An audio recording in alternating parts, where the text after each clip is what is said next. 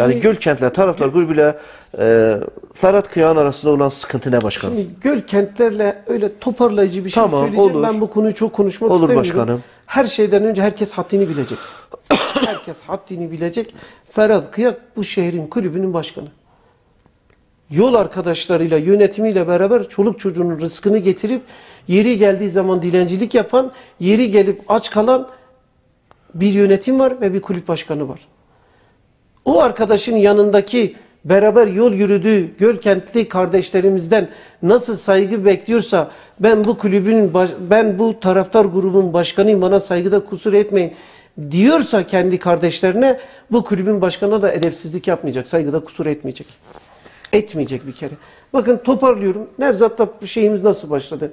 Biliyorsunuz bizler kongreyi yaptıktan sonra maliyetlerin artması falan o süreçte transfer sürecini gizli tutuyorduk. Yani paylaşmıyorduk. Hatırlıyor musunuz? Bir dönem sessizliğe büründük. Sessizliğe büründük. Çünkü o maliyetlerdi, artışlardı. Biz dedik ki topluca bir şeyler açıklarız. Nevzat Efendi kalktı.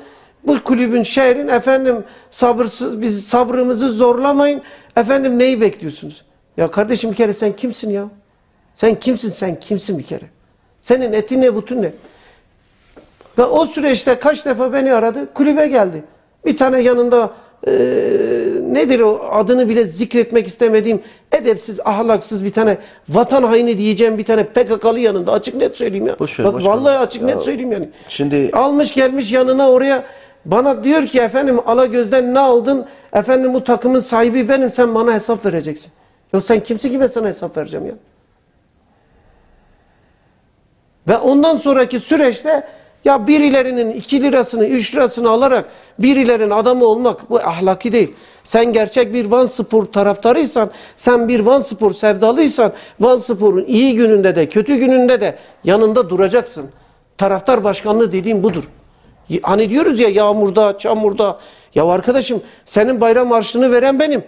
Senin çoluk çocuğuna bakan benim. Sana her hafta para gönderen benim. Senin otel paranı veren benim. Senin dürüm paranı veren benim. Senin konaklama otel bedelini veren benim. Sen geleceksin benim masamda oturacaksın. Efendim bana hesap vereceksin. Bu takımın sahibi benim diyeceksin.